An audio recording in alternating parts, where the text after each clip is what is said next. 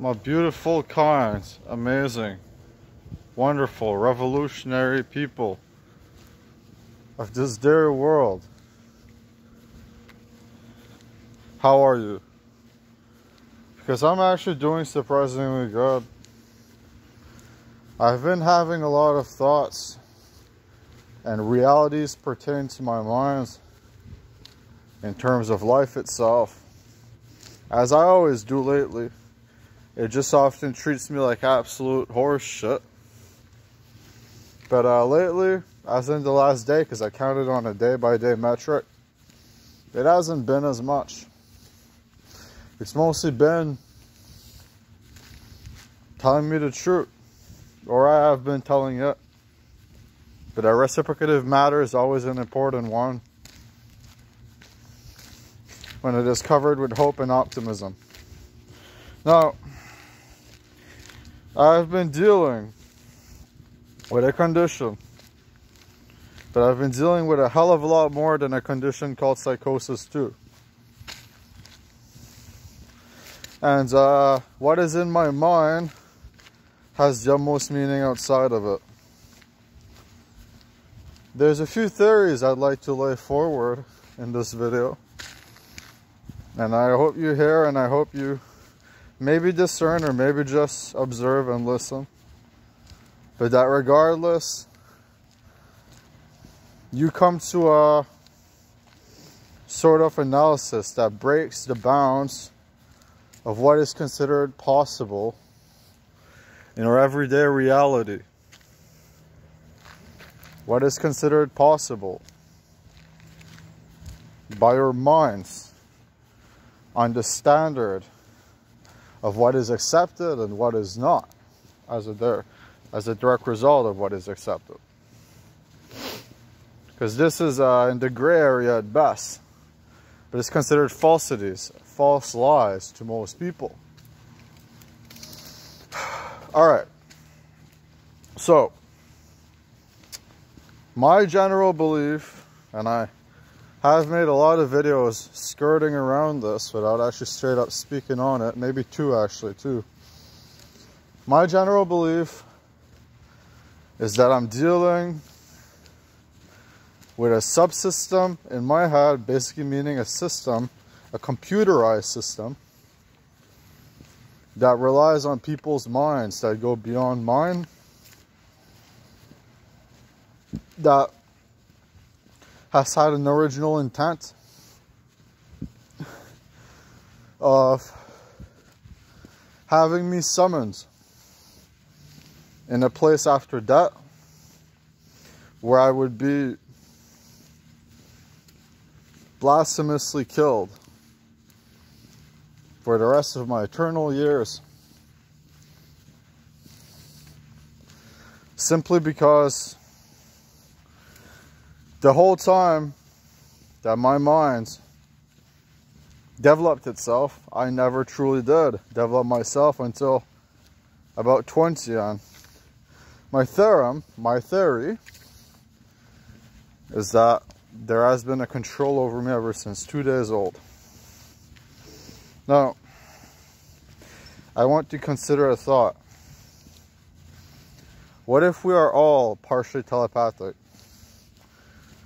But what if our partial telepathy serves to dissolve our brain matter in order to rebuild it? Because if you think that at our core, our mind's incredibly sane and healthy, then it comes to be a logical conclusion that what we befit to a reality, what we see as a reality, is what is allowed to be a reality. We all see the same thing. We all feel different things as a result of seeing those things. That creates a distinct difference in our perception and our reasoning.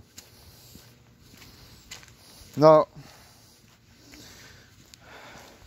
what forms the mind can be considered to be two things: the influence it receives from the outside and the influence it receives from the inside. I believe as a direct result of the process I've partaken in, I've mostly taken control of my mind from the inside, despite having an exuberant amount of control happening from the outside. And I've had to reason with the outside and to prove things to the outside through marred minds following me, which sounds silly and ridiculous, but to get to the point, in order to simply find my freedom to be of equitable use,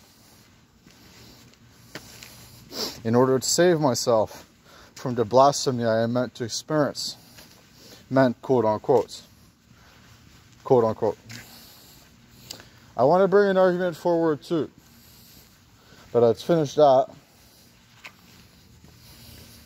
My mind has not withered, it has grown. That is pretty amazing, but I'm still very scared for the future. Because my belief and my thinking is that there's a chance that we as people were targeted. I want to bring an argument forward. The Earth, or Earth, is considered by any means and any metric by scientific standards to be naturally born. You can argue in every way that it is, based on fragments of time. However, what does it mean for Earth to be naturally born? And what does it mean for it to not be sustained for the future? Because global warming hits, a lot of things hit actually, in the future. And this creates a sustained development within our society. And people are just so interesting, and I mean this non-ironically, unironically in every way, that 1,000 years, 2,000 years, or in our instance, it would be more like 50 to 60 of straight up entertainment value, of entertainment quality, and I mean legit art, is not enough to fill a stratosphere. So more planets therefore get born as we work on the natural order of things. And we work on the defined love we have for ourselves deep down, because that's what makes us continue in life. I believe my mind has been entrapped, and I broke out of it, but I believe there's a reason for its entrapment, and I believe it all has to do with the decline that our system is always meant to face. Because see, the thing is I consider us to be a very intelligent species on average, just with very limited potential compared to the potential that could be. Our intelligence is matched by the love we have received. However, it's not as simple as that on societal terms in the present moment. Our intelligence is dictated by the love we have received on a grander scheme, which brings me to the point that our actions carry over to future realities, so karma in the literal sense. But it might not be that pure.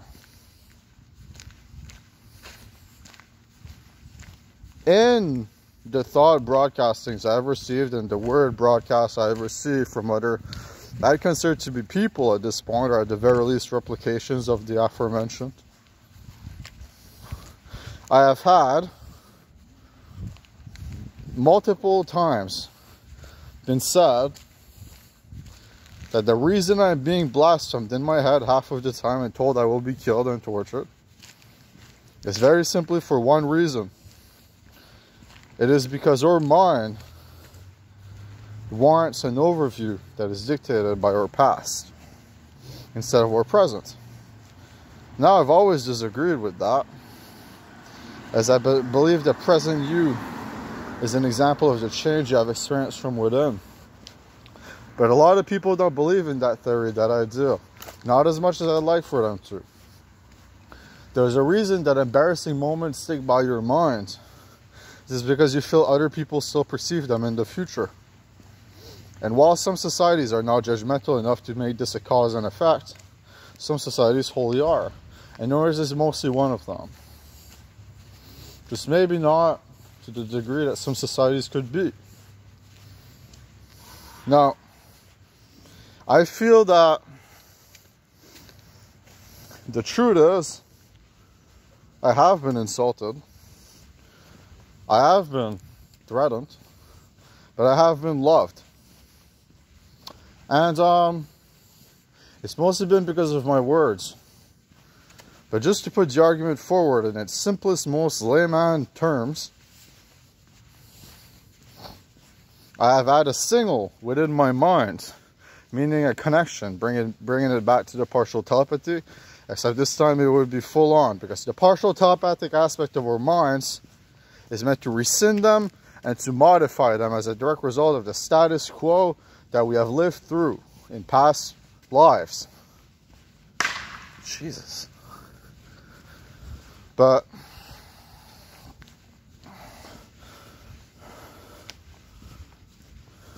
as a direct example of that, you have partial telepathy. But if you connect to the system that changed your mind in the first place, then you have yourself an ultimatum, a dichotomy, where you are made to confront what originally changed you. And that would be considered a stigma in that area, in the area where it happens. Therefore, it is seen as a critical gesture that must have the utmost of eyes on it, because one person's words can change our reality if they have enough of a platform for it to be so. I'd like to bring an argument forward too, which is mostly, why would this be done to me? Because I could sound a bit paranoid. So I'd like to bring two arguments forward. The first is that if the mind is considered to be brilliant enough, then it is considered to be problematic. The second is that if the mind is considered to be observant enough, then it is considered to be a batch, a holding of information. And this information always and always and always leads to it being spread. Because if you have the utmost knowledge about reality, that means you have a deeper connection to reality. As our premonitions, they come from within us, but in a way they do not, about, you know, why we live what we live, why we live the life we live, what an environment around us being simulated actually means, because that is a given, that is a whole given in everywhere. And the last thing I'd like to touch upon, because I'm running out of time, actually, is oh my god, it's not actually fucking good. Sorry, I'm not narcissistic at all, but I can love my looks and shit. Anyways, sometimes. The last thing I'd like to touch upon is a concept that to me has come off as wholly realistic in every single manner, in every single way, in the last year, as I've went through the process of premonitions turned into realities that I have. And that concept would be called materialization. M-A-T-E-R-I-A-L-I-Z-A-T-I-O-N. Materialization. What I consider this to be is, I shit you not, making products appear out of thin air. But if we have the superpower of having partial telepathy, why the hell couldn't we do that? And the reason as to why I'm saying that is because I believe where Earth is equipped to deal with this problem and turn it into a solution. And I believe our minds, or more specifically, a few of our minds on our whole planet, are made to be able to do this. And while it would save humanity and society on our end, the truth is a lot of realities are saved. Some simply aren't. That kind of fucks me up, in a way. But in a way, I'm optimistic. Because our future is meant to be preserved. And brilliant minds that hide amongst the dozens are meant to be seen and heard. Now,